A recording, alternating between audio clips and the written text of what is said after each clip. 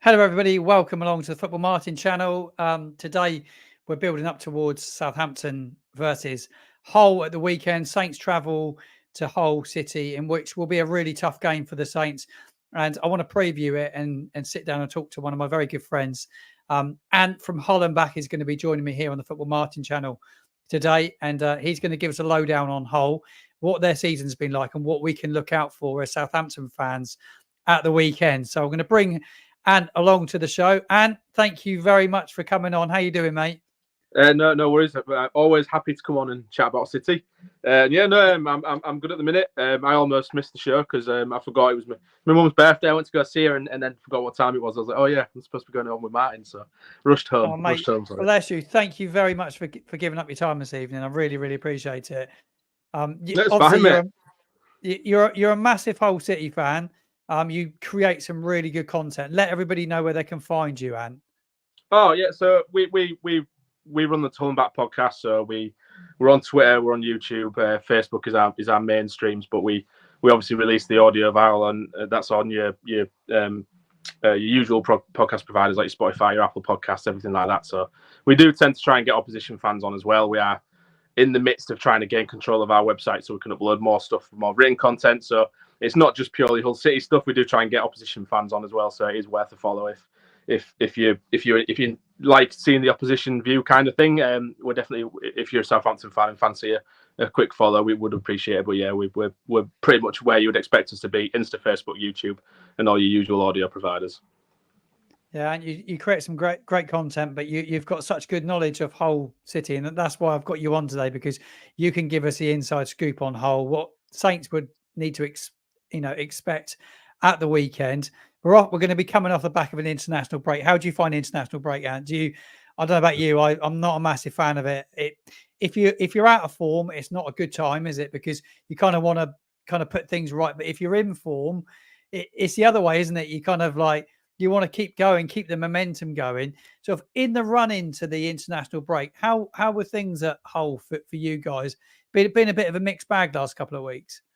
Yeah, so the couple of games leading into the international break, we've kind of come off the boil a bit.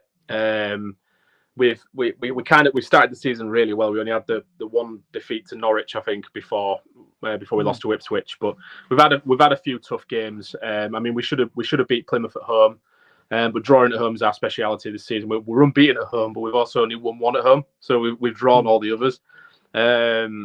So we drew against Plymouth. We drew. We lost at Ipswich. We drew at Millwall away, which is tough. It's always a good point when you get an away point at Millwall.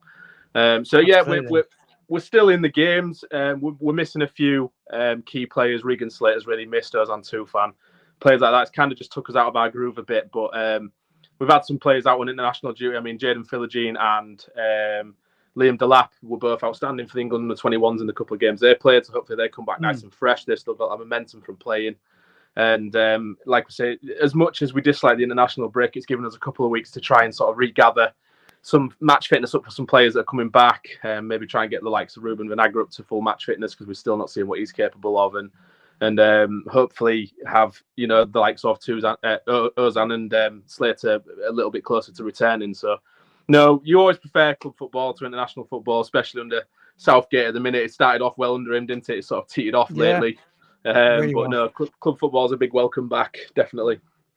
Yeah, and it's always good, I think, after an international break. I've put your form guide up actually on the screen for people to see it, but it's always good to have a home game, I think, after an international break. Like, you can get everybody, everybody's ready to go when they're at home. I think for Southampton, there's going to be players coming back from international duty. It's a bit of it'll probably be a flight up to Hull at some stage on Friday. So, like, for you guys, it's perfect preparation when you're at home after an international break. I hate it when you got to travel, which is what we have to do at the weekend. Charlie Alcaraz probably won't make it for us, one of our better players.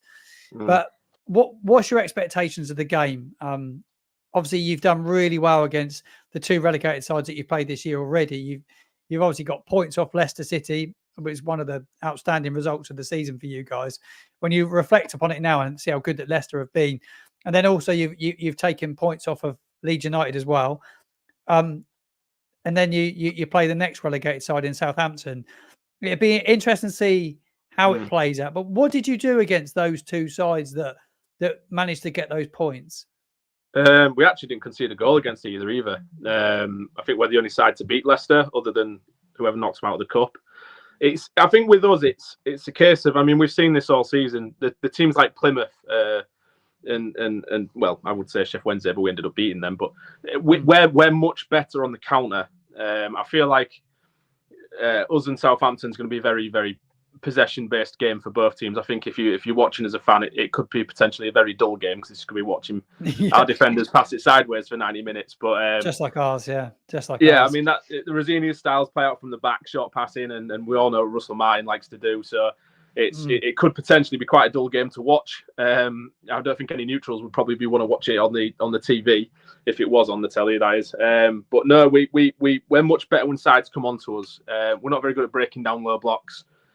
If we have to try and break down two banks of four, for example, we really struggle to do that. But we've got lightning pace on the counter, so we like it when teams come here and have a go, because then it means that we can exploit that space on the counter with the likes of Jaden Philogene, Jason Lakilo, if he plays, Liam Delap's electric as well. So we've got really dangerous players on that transition. So I feel like this game will be a battle of the midfield. I think whoever conducts the middle better will probably win the game. But both sides this season seem a little bit suspect at the back, but there's goals in both teams. So potentially a goal fest. But with both sides' style of play, it's probably going to more likely be a 0-0 or a 1-1 more likely. Yeah, I think it's a tough game for us to go there. And I think we're a little bit low on confidence, certainly coming out of the Rotherham game, a game that it should have been well and truly buried. We actually didn't take our chances that day, and that was a little bit of a worry. There's rumours that Ross Stewart may make the squad at the weekend. I don't know how true they are, but a player that Saints need desperately. In the striker department for you guys, you've got Liam Delap there, who's heavily linked with Southampton several times in the last couple of years. I've seen a bit of your other work you've done, and you've spoken really highly of him elsewhere. Yeah, he's the thing is with Delap, he actually I'll speak for myself. I was quite underwhelmed when we signed him because he went on loan to both Preston and Stoke last season, so we had two different loan spells in the same league, and didn't really pull up any trees at either. Fans don't really have a positive word to say about him, and his goal record really as a striker in professional sense, in playing for an actual club, hasn't been great. So you're thinking, last season our biggest problem was we weren't scoring enough goals, so why we signed another striker who doesn't score goals? But what he gives you is more than his goals. He is the platform to the way that we want to play. So I feel like his stints at Stoke and Preston were because the style of play that they incorporate didn't suit him. Yeah. Whereas he's come here because we play a similar. I mean, no one's like Man City, but we're pass style.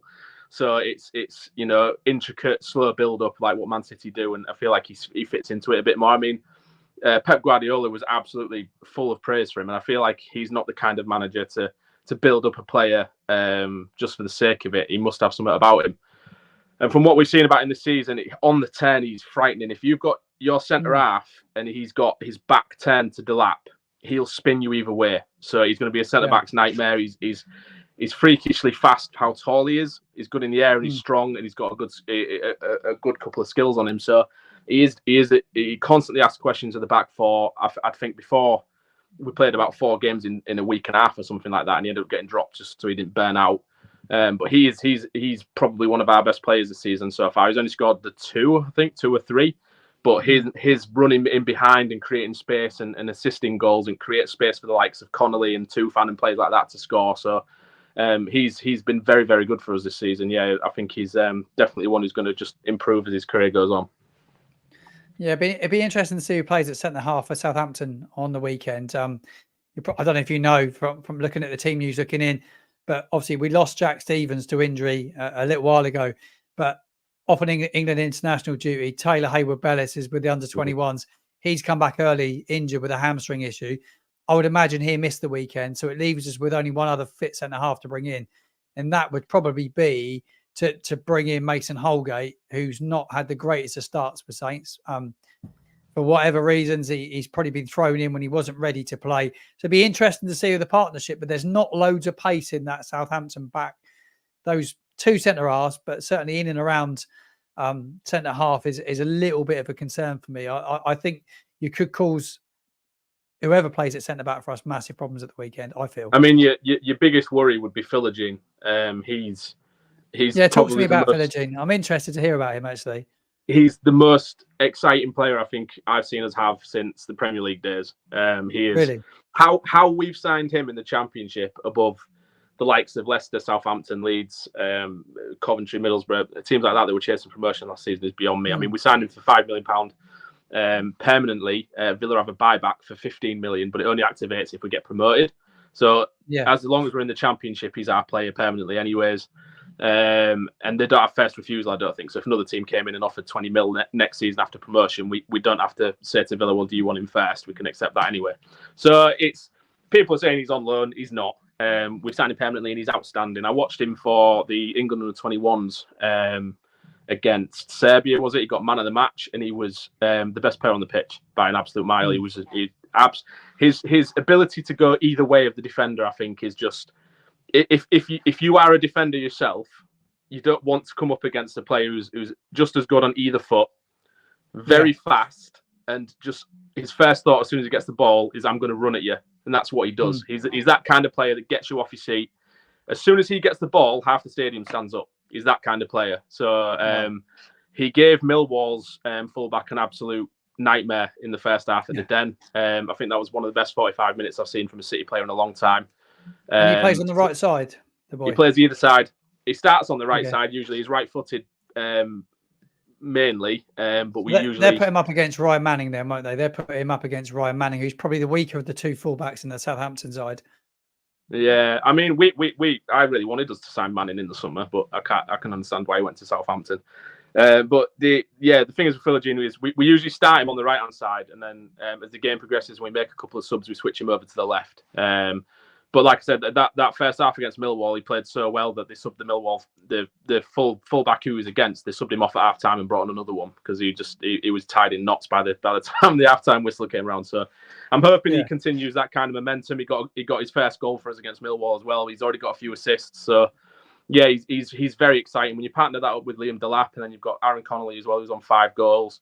We've got Jason Lakilo as another exciting player to come on off the bench. He's coming back from injury. We're sadly missing Tufan, who's on 4 as well, so he would have been very important the last few weeks. We've desperately missed him.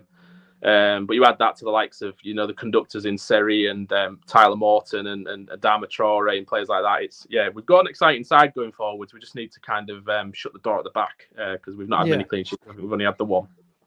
Very similar to Southampton. We need to shut the door at the back. We concede way too many goals, and that's probably where the game's going to be won and lost, isn't it? Who can either one of us keep a clean sheet? I can't see either team keeping a clean sheet.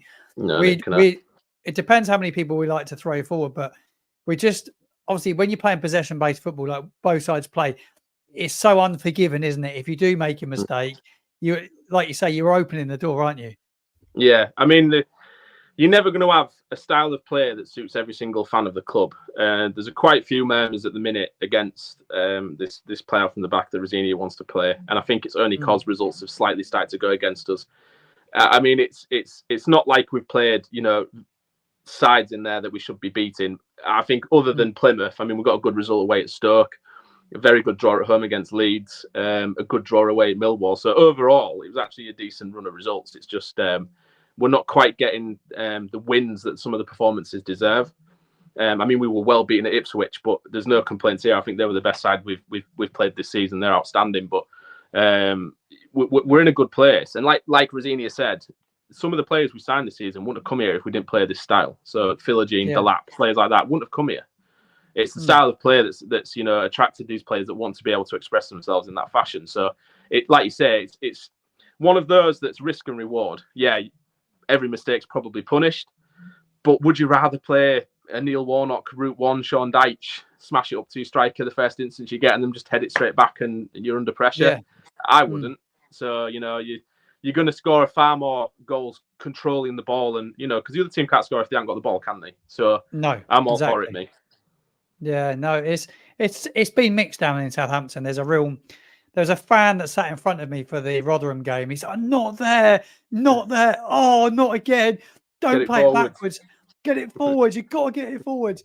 And that is a lot of the older generation do not like the style of football down at our place. Like, it's a real mixed bag. Some people back it, but there's a lot of people bored with it. And but you say, it does attract players. And Russell Martin said the same here. We've managed to keep players, and Kyle Walker-Peters, because of the style he wants to play, and he's probably attracted players like Ryan Manning because of how he wants to play, and Shea Charles because of they want to play a possession-based football like a Guardiola does. So it does attract players, doesn't it? Unfortunately, it does. And I mean, the thing is you can understand, because I think, especially when, I mean, you've got to give Russell Martin obviously time for these players to adapt to that system as well. The same as we have with Rosenior. I mean, we've had Rosenior since for a year now.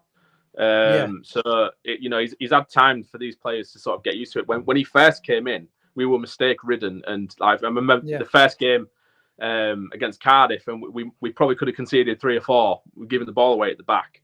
But he's slowly added those pieces to the jigsaw puzzle that we needed to be able to play the style we have. Like we said, we've got Seri and Morton that drop deep, fantastic ball playing midfielders.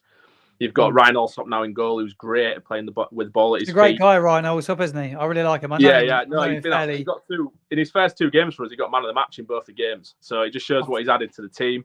Yeah, I followed his career actually over the years. He's a good goalie, to be fair. He got a lot of stick from Cardiff fans when we signed him, but I can't understand where that flack's come from, because he's been outstanding for us. But that happens, doesn't it? But yeah, like I say, so we've added him. We've got Alfie Jones and Jacob Greaves that are fantastic ball playing centre halves. Jacob Greaves will probably be a Premier League player if it's not with us in the next year or 2. So it's we've got everything there that we need to do to play this style. But like you say, people are going to complain sometimes, because my only inkling with the style we're playing at the minute is sometimes we start too slow, and we need to inject a bit of urgency. I mean, I watched Ipswich, and they do similar. They play out from the back, short passing, but they do it so fast and incisive. They do it quick, don't they? Yeah, they've got so much confidence, haven't they? I mean, I watched that game not with, usually if you're on the back of a 3-0 defeat, you're sat there and you're absolutely livid because your team's been awful. We didn't have a chance to be awful. They just stopped they suffocated us, and you sat there with envy watching how they played in that style, and you're thinking, I hope that's the way that Rosenior is trying to get us to go in the future.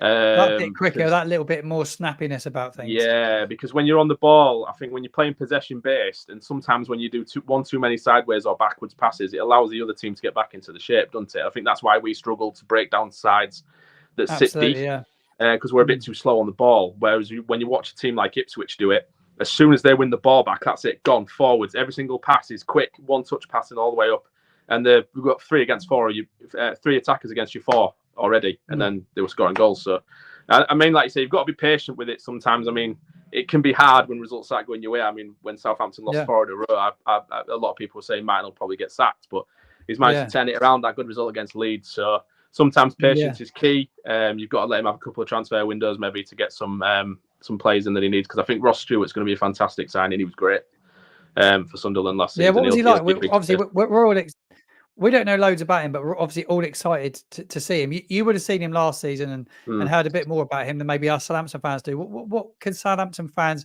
expect from Ross Stewart? He's easily one of the best strikers in the league. I'd put him in the same category as Joel Pirot. He's a different kind of striker to Pirot, who likes to drop into like that number 10. But Ross Stewart he's big, he's physical, but he's fast. He's good with the ball at his feet, runs in behind. He actually scored against us for Sunderland in the home game. I think he'd just come back after 10 weeks out injured and scored with he came on in the second half and scored within 5 minutes. Literally just played a long ball in, and he ran in behind, got on the end of it and slotted it under Ingram's legs. So he's a born finisher. If you can keep him fit in a side that creates chances, he'll get 20-25 goals easy as a minimum. Definitely one of the best strikers in the league. So he's one that I think the rest of the league are probably hoping stays out for a bit longer. He's a very good player. Yeah. No, I think he'd be key for us. We're a little bit reliant on Shea Adams at the moment, who's got issues. Probably, I don't think he's at the football club, but there's a new contract offered. He's not accepted it. He probably wanted a move in the last 2 transfer windows. He's not got those moves that he probably desired. And now he's probably sat at the football club and probably seeing it out. But how hungry is he going to be between now and Christmas to get us the goals we need? And like, even his work rate's maybe not what it was. And I think that's where we're a little bit short in the striker department at the moment. I just think we need Stewart fit as quick as we can. looking ahead to this game at the weekend, how do you see it going? From the whole City fans' point of view, up in your neck of the woods, are you feeling confident about the game, or do you think it's going to be a close encounter? I think we've gone after the start we had. I think we've gone into every game confident. I think especially at home, where we've only lost once in the last 18 or something. I think we're very confident.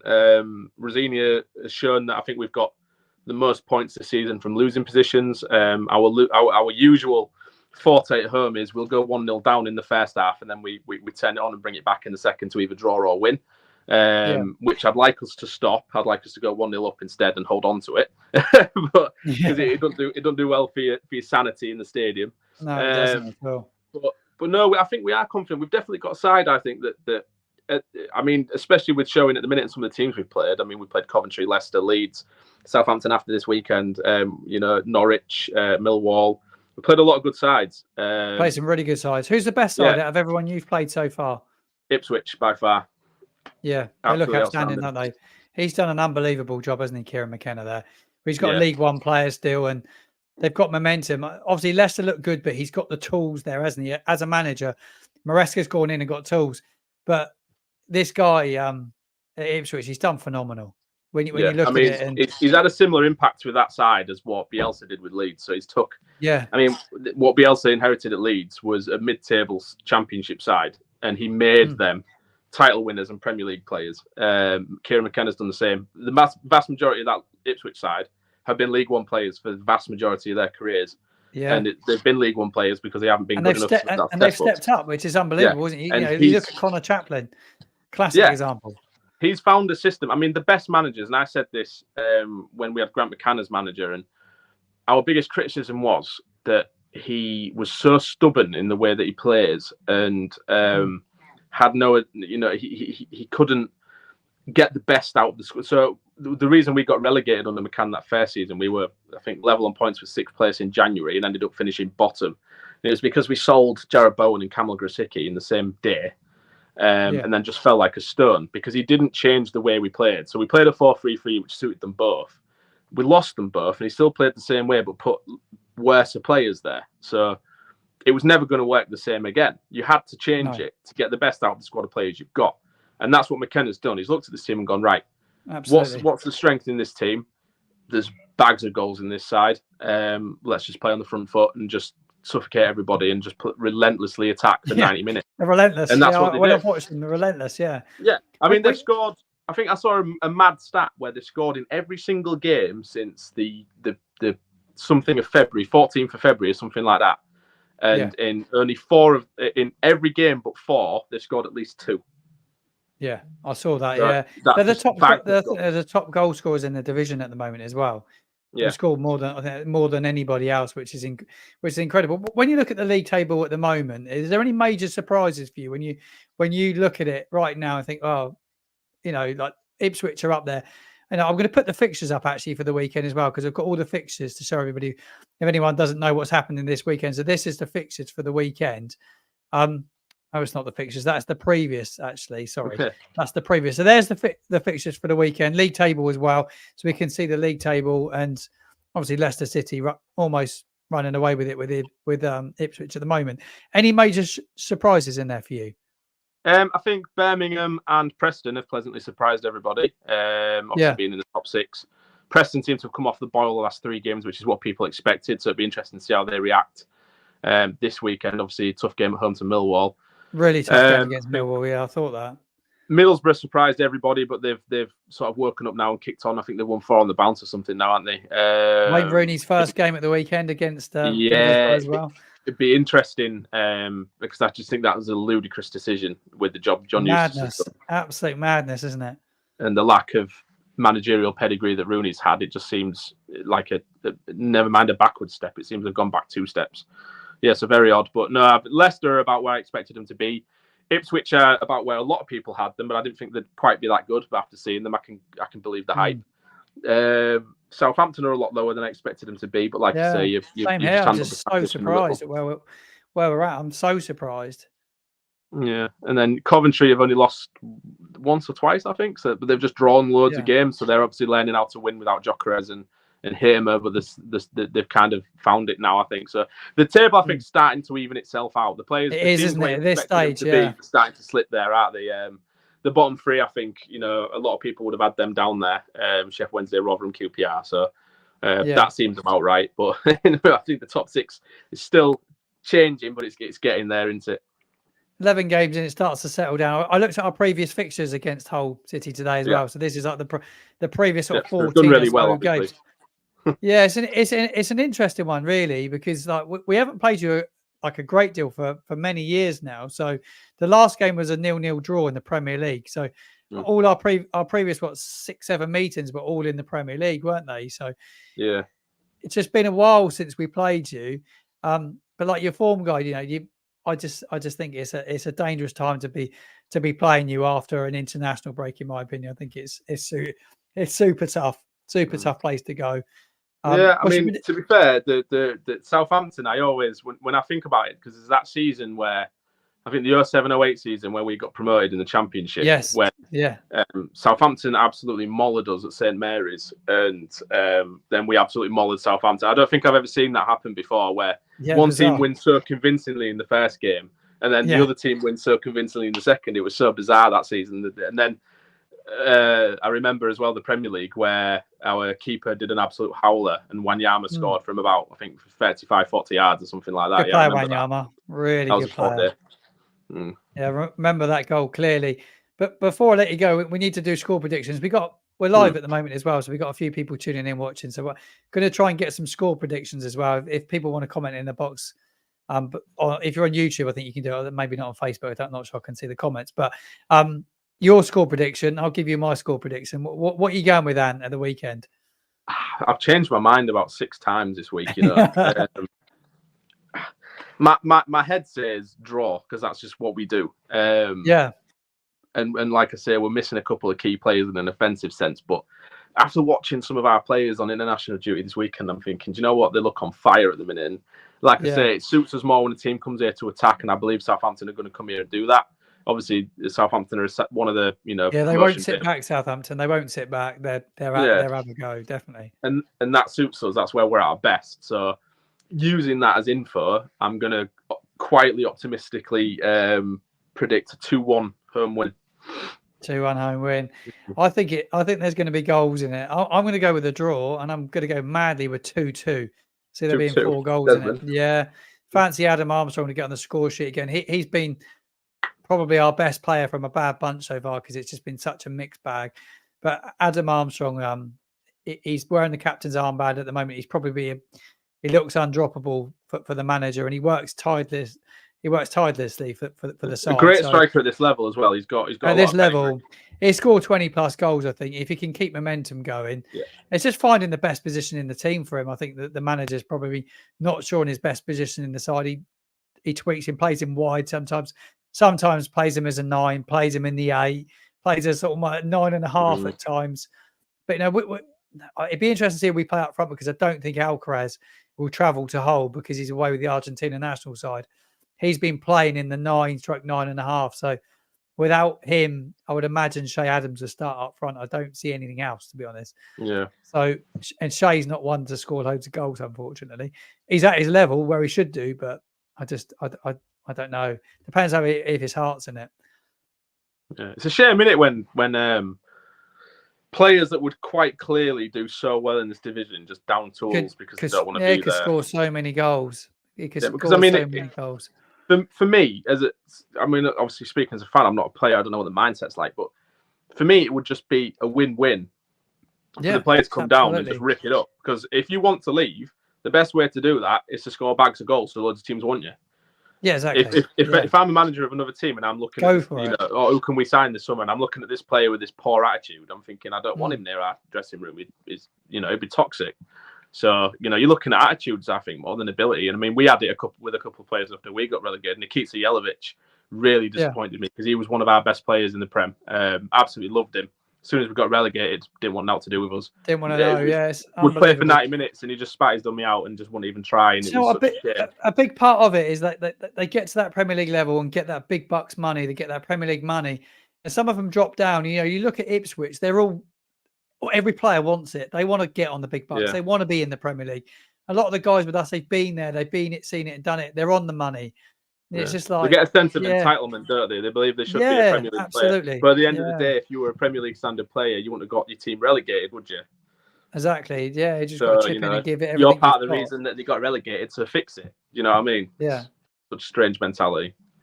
Yeah, it's going to be an interesting game. I'm looking forward to it. I really appreciate you coming on tonight, Ant. It's brilliant having you. Wish you all the best for the rest of the season as well. Great football club with a really good manager. I love your manager. I think Rosenior was linked actually with Southampton in the summer. That he's highly thought of, isn't he? Yeah, he's. I mean, the thing is even with pundits and other pros and other managers, there's never a bad word said about him. He's one of those that even from being a player, when you heard him in interviews and you saw him in training sessions, you were like, that guy's going to be a manager. And he speaks actually, pretty well, doesn't he? Yeah. He's very, very intelligent, knows what he's doing. I like the fact that we've got an identity now. Like we say, he's got a connection to the area. His family lived here. His nana. How long has he been in the football club for now? Since last Jan? Last November. So November. a year. Yeah, he's had a good year. Brought him in. It takes a while, doesn't it? It takes a while. And football's usually very impatient, isn't it? Yeah. And I think we've played, 40 games under Rosenior. I think we've only lost 8 or 9. So yeah, you spread out over the course of a season. That's playoff form, isn't it? So yeah, you'll get playoffs. I'm pretty confident Hull will get playoffs. We just need to turn these draws into wins. We just can't. I have this funny feeling we'll be playing each other in the playoffs. I kind of think that's where we're going to be if we're going to get anywhere. We'll be in and around the playoffs if we can pick up some form. But it's a long season, the Championship. There's so many games. It's so hard as well. Every team beats everybody. It's such a bizarre league, but it's such a fun one as well. I mean, if you're a neutral and you don't support any of the teams in the Championship, it'd be fantastic. But being a part of it, it's just nail biting all the time. It's stressful. And I couldn't wish for a better guest from Hull City this evening, having you on my show. So thank you very, very much indeed, mate. We'll see you. We'll see you again when we play you after Christmas. Yes, definitely. Thanks for having me on. If you want to meet up, I'm at the game anyway on Saturday. So if you want to meet up, just give us a text. Come see you. Brilliant. I wish I was coming, but I'm down on the Isle of Wight. Oh, you're not. It's a bit of a mission for me, so I'm not travelling. It's a bit far. I'll be at the home game. I'll be at St Mary's for the home game. No doubt about it. Thank you, man. You've been a superstar. Cheers, mate. Thank you. Thank you, mate.